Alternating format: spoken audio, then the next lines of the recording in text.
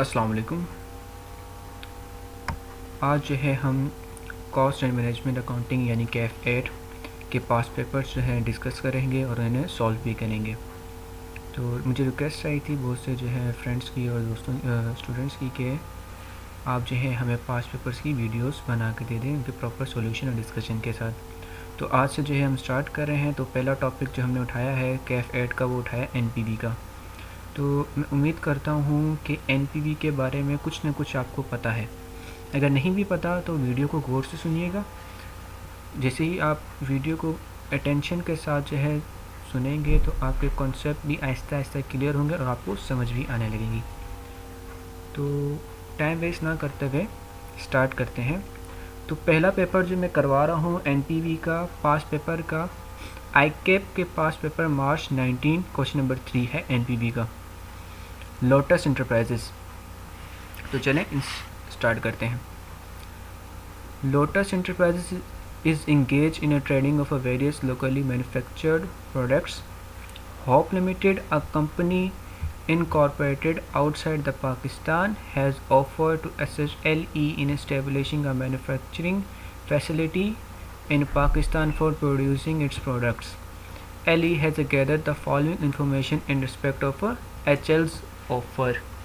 यहाँ तक ऐसा कोई भी डेटा नहीं जो हमारे काम का है, बस इतना पता चला है कि एल ई जो है वो असिस्ट करेगी, एच एल जो है असिस्ट करेगी इसको, एल ई को।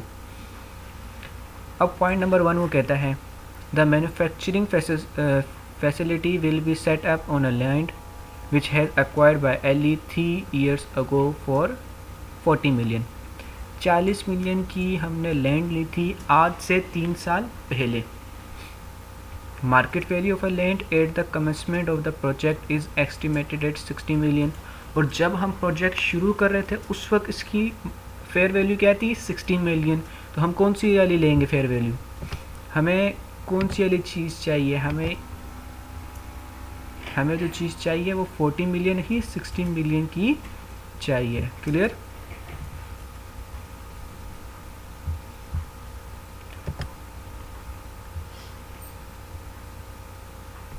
मैं हाईलाइट कर दूं, हमें क्या चाहिए, हमें 14 मिलियन चाहिए, 16 मिलियन चाहिए, ठीक है, 40 नहीं चाहिए। जो जो इंपॉर्टेंट डेटा उसे मैं हाईलाइट करता जाऊंगा। चलें। Cost of a manufacturing facility is estimated as under factory building 30 million, plant including its installation 100 millions और अदर फिक्स कॉस्ट 100 मिलियंस। यानी 140 मिलियंस का ये खर्चा हो गया लैंड के ऊपर। फिर कहता है sale for the first year of production is estimated at 500 millions. पहले साल की सेल कितनी हुई, 500 millions. It is expected at sales demand would increase 5% of subsequent event. तो इसमें वो क्या कह रहा है कि अब जो है पहले साल के बाद जो है 5% इंक्रीज हो जाएगी क्या, सेल्स की डिमांड, और नेक्स्ट ईयर से होगी। ये चीज़ बड़ी गौर की, सब्सिक्वेंट ईयर, उसी ईयर से नहीं कर देना, नेक्स्ट ईयर से। पॉइंट नंबर 3 क्या कहता है, under the product license agreement H L would be paid a royalty equal to 15% of sales. H L pay कर रहा है सेल्स का 15%। सही है। तो ये वो चीज़ें मैं हाईलाइट कर रहा हूँ जो हमें काम की हैं। Point number 4, it is expected the cost of a production in a first year of a production would be 75% of its sales, 75% of its sales including 50 million fix cost, जिसमें 50 मिलियन की क्या है, फिक्स कॉस्ट है। Additional working capital of 35 million would be required in a first year of the production. 35 million की additional हमें working capital चाहिए first year के लिए। और क्या कहता है, working capital requirement would increase to 5 million each year, और हर साल 5 मिलियन इंक्रीज होती जाएगी। तो मतलब वर्किंग कैपिटल में हमने कुछ भी नहीं करना, सारी वैल्यूज उसने दी हुई है। Rate of inflation is estimated eight 8% per annum with effect of year 2। यानी ईयर 1 में इसका इफेक्ट नहीं पड़ेगा, ईयर 2 से चलेगा। It would affect revenue as well as the cost excluding depreciation. Depreciation के अलावा हर चीज़ पर इन्फ्लेशन इम्पैक्ट करेगी, अफेक्ट करेगी। Factory building would be depreciated at 5%, whereas plant and other fixed asset would be depreciated at 25% using reducing balance method. सही है. It is estimated that at the end of plant's useful life of 4 years, market value of a land would be 75 million. Residual value of all the assets would be equal to their carrying value. ठीक है, तो ये values आपने देख ली. अब point number 8 में क्या कहता है, एप्लीकेबल टैक्स रेट दिया हुआ है 30%, and tax is payable in the year in which the liability arises. उसी साल में पे हो जाता है जिस साल पे लायबिलिटी अराइज हो जाती है. पॉइंट नंबर 9 वो कहता है there would be no temporary और permanent time difference between the accounting profit and taxable income. कहते हैं अकाउंटिंग प्रॉफिट और टैक्सेबल इनकम के बीच में कोई भी डिफरेंस नहीं है. LE कॉस्ट ऑफ कैपिटल 15%, यानी कि उसने बता दिया कि डिस्काउंट रेट 15% है. अब उसने रिक्वायरमेंट क्या की, रिक्वायरमेंट में कहता है कंप्यूट नेट प्रेजेंट वैल्यू, हमें NPV निकाल के दो इस प्रोजेक्ट की, और कहता है एडवाइज़ करो कि क्या whether it would be feasible to accept HL's offers. क्या कहता है कि ये हमारा HL की ऑफ़र एक्सेप्ट करना हमारे लिए फ़ायदेमंद होगी या नहीं. किसके लिए, LE के लिए. तो हम काम किसके लिए कर रहे हैं, LE के लिए. ये हमने पूरा सवाल एक दफ़ा रीड कर लिया. ठीक है, तो अब हम इसको करने चलते हैं सॉल्व. तो सॉल्व में करवा रहा हूँ एक्सेल पे, तो मैं स्पीड स्लो रखूँगा.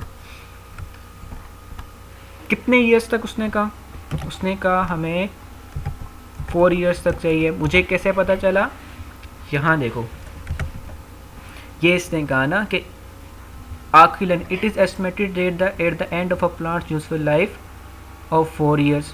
जो प्लांट की कह रहा है एंड हो रही है यूजफुल लाइफ 4 साल के बाद, तो उसने मुझे रेजिडुअल वैल्यूज़ दी है. तो मैं कब तक की कैश फ्लोज बनाऊंगा, 4 साल के लिए. सबसे पहले मैं क्या रखूँगा, मैं रखूँगा सेल्स. सेल्स में कितनी की है मेरे पास, फर्स्ट ईयर की उसने मुझे बताया हुआ 500 की सेल्स है. मैंने कहा कि जी 500 की मेरे पास सेल्स है, ये मिलियंस में चल रहा है, 500 मिलियंस है. ठीक है. वेरिएबल कॉस्ट मेरे पास कितनी है, उसने यहाँ कहा है कि पॉइंट नंबर 4 में, बल्कि पॉइंट नंबर 3 चलते हैं सिक्स बेंच. उसने क्या कि रॉयल्टी पे कर रहा है 15% ऑफ सेल की.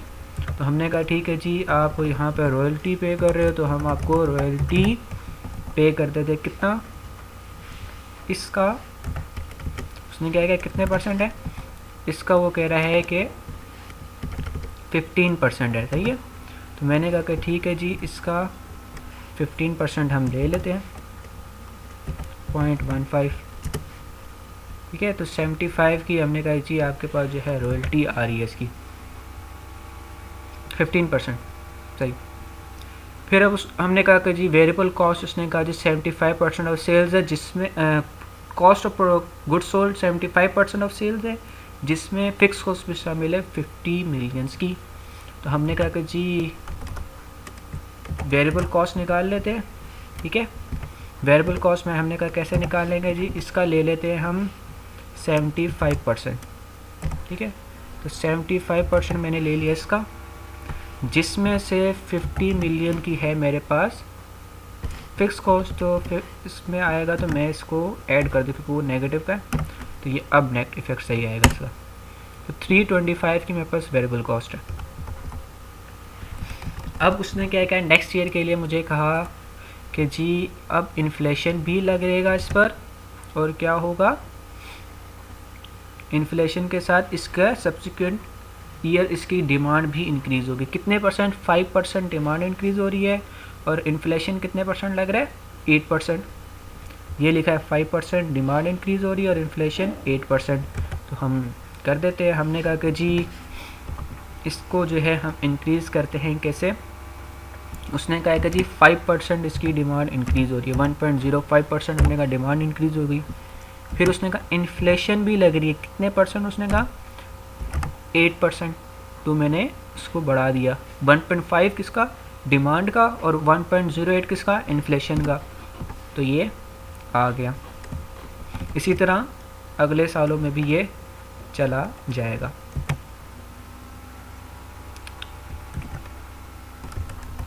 क्या हो गया,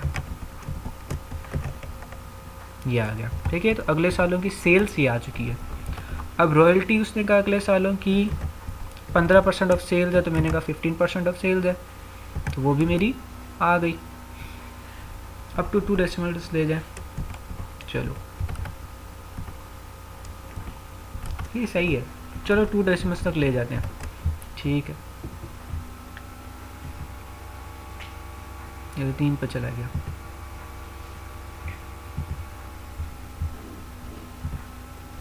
सही है, अब टू 2 डेसिमल्स तक चले गए हम यहाँ तक। इस पे भी चले जाते हैं 2 डेसिमल्स से। वेरिएबल कॉस्ट उसने कहा था, हमने वेरिएबल कॉस्ट निकाली 325 की थी। अब हमने क्या करना है, मैंने कहा कि जी ये 325 है, इस पे डिमांड की वजह से 0.05 इंक्रीज़ हो रहा है, तो डिमांड की वजह से मैं कितना इंक्रीज़ कर रहा हूँ 1.05, और इन्फ्लेशन भी लग रही है कितने की 1.08 की, तो 1.08 की इन्फ्लेशन भी लगा दी। यही काम हमने बाकियों के साथ भी कर दिया। तो ये मेरे पास वेरिएबल कॉस्ट भी आ गई नेक्स्ट 4 ईयर्स की। अब मैंने वेरिएबल कॉस्ट में 1.05 क्यों किया, उसने कहा था वेरिएबल कॉस्ट जो है सेल का 75% है। अगर सेल जो है 1.05% इंक्रीज़ हो रही है, तो वेरिएबल कॉस्ट भी 1.05 से इंक्रीज़ होगी, क्योंकि डिमांड इंक्रीज़ होती है तो वेरिएबल कॉस्ट पे भी इफ़ेक्ट पड़ता है। उसके बाद नेक्स्ट देखते हैं हमारे पास कौन कौन से पॉइंट हो गए, वो देखें। हमारे पास जो है पहले नंबर पे सेल्स हो गया, सही है, फिर रॉयल्टी हो गई, और हमारे पास जो है ये वेरिएबल कॉस्ट वाला भी हो गया। अब हम देखने जा रहे हैं एडिशनल वर्किंग कैपिटल, बल्कि इससे अभी नहीं देखते। इन्फ्लेशन वाला पॉइंट भी हमने कर लिया ना, मोस्टली कर लिया। डेप्रिसिएशन वाले पॉइंट पे आते हैं। उसने कहा है कि जी डेप्रिसिएशन फैक्ट्री को मैं 5% डेप्रिशिएट करता हूँ और अदर एसेट्स को 25% डेप्रिशिएट करता हूँ। हमने कहा कि जी ठीक है, अगर आप फैक्ट्री को 5% करते हैं तो हम भी 5% कर लेते हैं। तो ये डेप्रिसिएशन है। यहाँ पे मैं लिखता हूँ कि मैं करता हूँ फैक्ट्री बिल्डिंग को डेप्रिशिएट, FB से फैक्ट्री बिल्डिंग। कितने की है फैक्ट्री बिल्डिंग मेरे पास? मेरे पास फैक्ट्री बिल्डिंग है 30 की, और डेप्रिशिएट कितनी की हो रही है? 5% की, तो 1.5 की ये आ गई मेरे पास। किसकी है? बिल्डिंग की डेप्रिसिएशन, फैक्ट्री बिल्डिंग की डेप्रिसिएशन। नेक्स्ट ईयर क्या होगा? नेक्स्ट ईयर जो है इसका रिड्यूसिंग बैलेंस पे है, तो इसका जो है लेस करूँगा मैं हिस्टोरिक कॉस्ट से, फिर जो है मैं करूँगा, वो एक लेंथी प्रोसेस होगा। अब शॉर्टकट इसमें क्या हम करेंगे, अब जितनी डेप्रिसिएशन आई है इसका 95% होगा। ये जितनी डेप्रिसिएशन आई है इसका 90% होगा ये, ठीक है। तो ये 95% होगा, सॉरी, क्यों? क्योंकि 5% डेप्रिसिएशन है ना, इसका 95% ये होगा। तो इसी तरह इनका भी 95% ये होगा। अब टू 2 डेसिमल्स तक जाते हैं।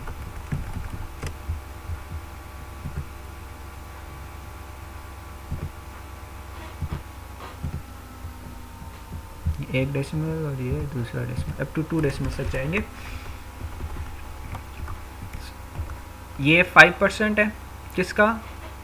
कैरिंग अमाउंट का है ये। अब रिड्यूसिंग बैलेंस में क्या क्या करते हैं हम? करते हैं रिड्यूसिंग बैलेंस में मैंने 30 यहाँ पे लिया, इसमें से जो है मैंने वो 1.5 जो है लेस किया, जो आंसर आया फिर जो है मैंने जो है उस पर लगाया कितने परसेंट? 0.05%, सही है। तो क्या आता है? 1.4 थी, वही 1.43 ऐसे मैंने निकाल लिया शॉर्टकट में। क्यों? क्योंकि पेपर में टाइम कम होता है, टाइम बचेगा। इससे मुझे क्या मिल गया? इससे मुझे मिल गया कि एक कॉन्सेप्ट भी मिल गया और एक शॉर्टकट भी मिल गया, जिससे क्या कहते हैं, अगर डेप्रिसिएशन निकाला है, रिड्यूसिंग बैलेंस पर है, 0.5 था तो 95% इसका अगले साल होगा, 95% इसके अगले साल होगा, 95% इसके अगले साल होगा। क्लियर हो गया। अब इसी तरह जो है प्लांट और अदर फिक्स एसेट्स पर, प्लांट और अदर फिक्स एसेट्स पर हम डेप्रिसिएशन लगा रहे हैं। कितने के हैं टोटल,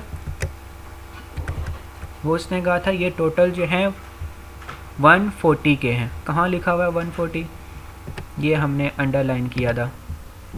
30 ईयर, 100 ईयर और 10 ईयर, टोटल कितने के 140 के। 30 के तो हमने प्लांट कर लिया और बिल्डिंग कर ली, बाकी प्लांट और फिक्स एसेट बचा 110 का। 110 पर कितने परसेंट लगेगा, 25%, तो 25% लगा देते हैं। तो हमारे पास कितना है 110 मिलियन। इस पर कितने परसेंट लगाना है हमें, इस पर हमें लगाना है 25%। तो 25% 110 पे लग गया, 27.5 आया। अब 2 डेसिमल्स तक चले जाते हैं।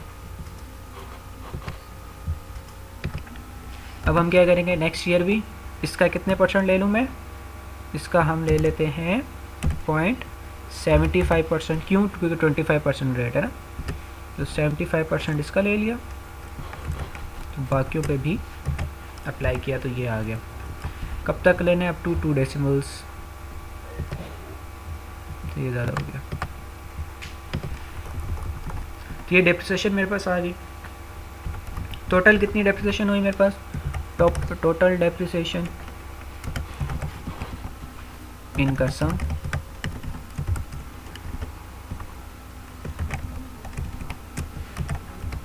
सही है। तो ये मेरे पास टोटल डेप्रिसिएशन आ गई। अब फिक्स कॉस्ट है मेरे पास, कितने की फिक्स कॉस्ट है, उसने कहा मेरे पास फिक्स कॉस्ट ये 0.4 में लिखी हुई है कि जो 75% ऑफ सेल्स आ रही है यानी कॉस्ट ऑफ गुड्स सोल्ड आ रही है, उसमें 50 मिलियन की फ़िक्स कॉस्ट है। आगे वो साइलेंट हो गया। अगर वो आपको फिक्स कॉस्ट में कहते हैं 50 मिलियन की टोटल फिक्स उसने दे दी है, तो डेप्रिसिएशन भी फिक्स कॉस्ट होती है, सही है। तो अब 50 मिलियन से हम जो है क्या करेंगे, डेप्रिसिएशन निकालेंगे। कितनी है 50 मिलियन, ठीक है। इसमें से मैंने क्या किया, लेस कर दिया कितनी 29 मिलियन फर्स्ट ईयर की डेप्रिसिएशन। तो कितनी आई 21 मेरे पास आ गई फर्स्ट ईयर की डेप्रिसिएशन। अब मैं क्या करूँगा, अब नेक्स्ट ईयर क्या है, इन्फ्लेशन लग रहा है। इन्फ्लेशन कितना है 1.08 का, यानी 8% इन्फ्लेशन लग रहा है। तो 8% इन्फ्लेशन मैंने लगा दिया, कितना हो गया 22.68, और ये नेक्स्ट ईयर भी 8% लगेगा। इस पर मैंने क्यों नहीं किया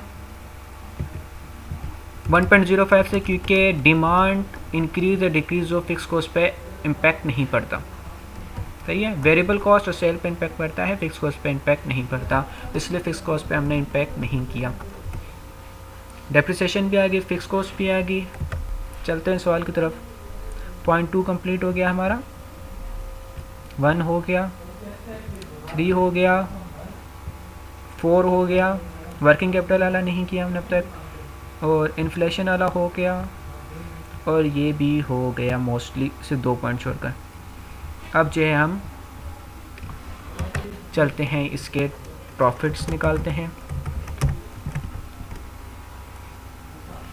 तो प्रॉफिट कैसे निकालूंगा, मैं बोलूँगा इन सब का टोटल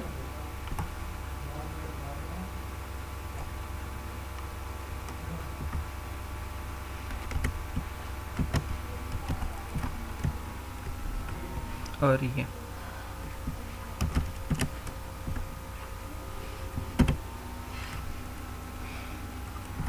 ये हम थोड़ी सी कर दी गलती, चलो कोई नहीं, खैर है। यहाँ से लेकर मैं करता हूँ सम,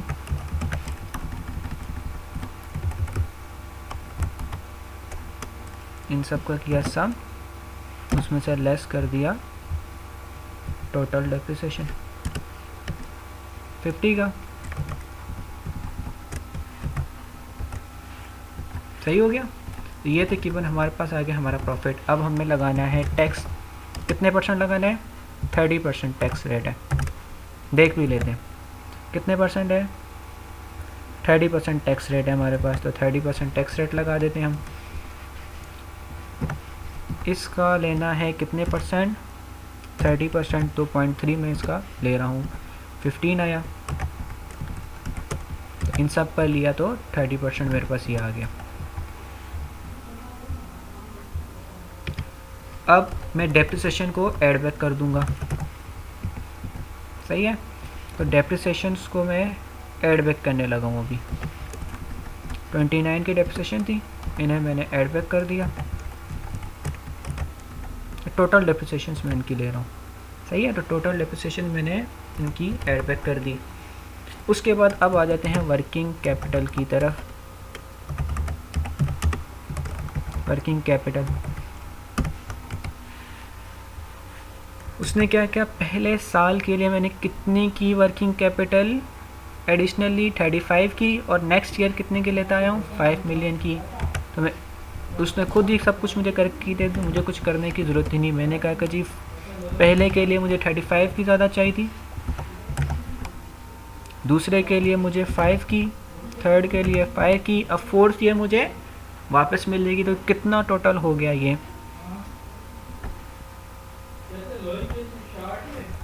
35, 5 और अगेन 5, तो 45 की वर्किंग कैपिटल मुझे वापस मिलेगा।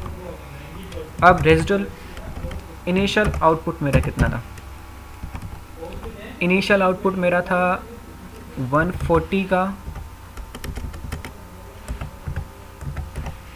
एसेट्स थे जिसमें मेरे पास अदर एसेट्स, प्लांट्स और बिल्डिंग आ रही थी। और उसके बाद जो है मेरे पास लैंड का इनिशियल आउटपुट आ रहा था कितने का, 60 का। 60 का क्यों, मैंने शुरू में बताया था, मैंने कहा कि जी जब हम प्रोजेक्ट स्टार्ट करें उस टाइम के इनिशियल टाइम पर जितनी की कॉस्ट थी वही हमने ली। ये लिखा हुआ है कि जब हमने 3 साल पहले ये लैंड खरीदी थी 40 मिलियन की, मगर जब प्रोजेक्ट शुरू करने लगे तो उसकी फेयर मार्केट वैल्यू 60, तो हम 60 ही लेंगे, 40 नहीं लेंगे। और जो है फैक्ट्री की बिल्डिंग जो है वो 30 की थी, 100, 130 और 10, 140 के ये टोटल एसेट्स थे, सही है। अब इसके बाद जो है रेजिडुअल वैल्यू,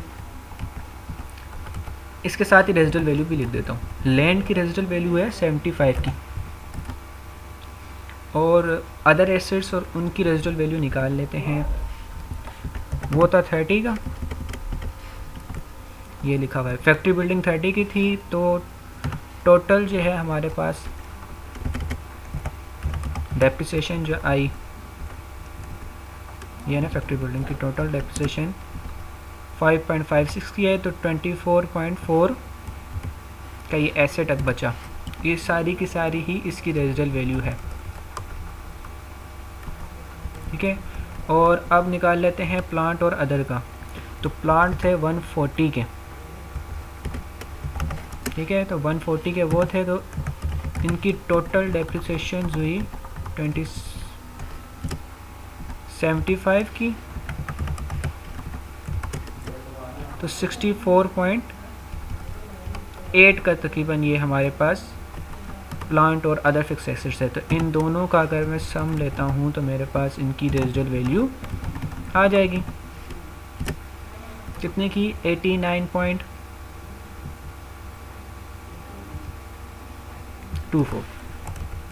क्लियर। अब जो है मैं ले लेता हूँ इनका टोटल,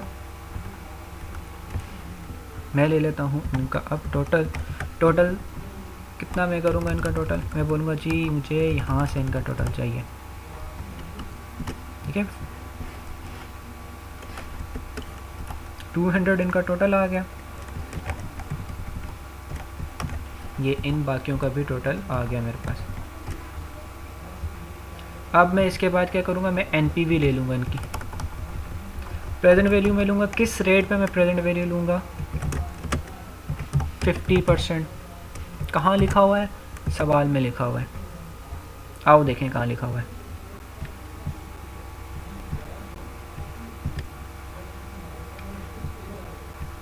आ जाओ,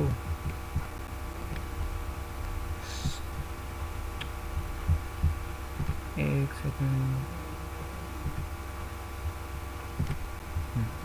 ये आ गया 50% जो है, ये लिखा हुआ है 50% जो है ये हमारे पास डिस्काउंट रेट है 50% डिस्काउंट रेट है, तो मैं इस पर जो है इसकी प्रेजेंट वैल्यू निकाल लेता हूँ। तो प्रेजेंट वैल्यू इसकी आ गई जी 200 की मैंने ली, प्रेजेंट वैल्यू ले रहा हूँ मैं, डिवाइड कर रहा हूँ 1.15 से, और कितनी पावर है इसकी, ये तो इसकी 200 आई, और इनकी प्रेजेंट वैल्यू कितनी आ गई, अब 2 डेसिमल्स तक लेंगे, ठीक है। ये डिफरेंसेस इसके हो सकते हैं पॉइंट्स के ना, तो फिगर्स जितने पॉइंट्स ज़्यादा तक लेंगे तो उसमें थोड़ी बहुत वैल्यूज़ का डिफरेंस आएगा, थोड़ा बहुत छोटा मोटा डिफरेंस है तो उसकी परवाह नहीं करना। तो टोटल एनपीवी हमारे पास कितनी आ गई,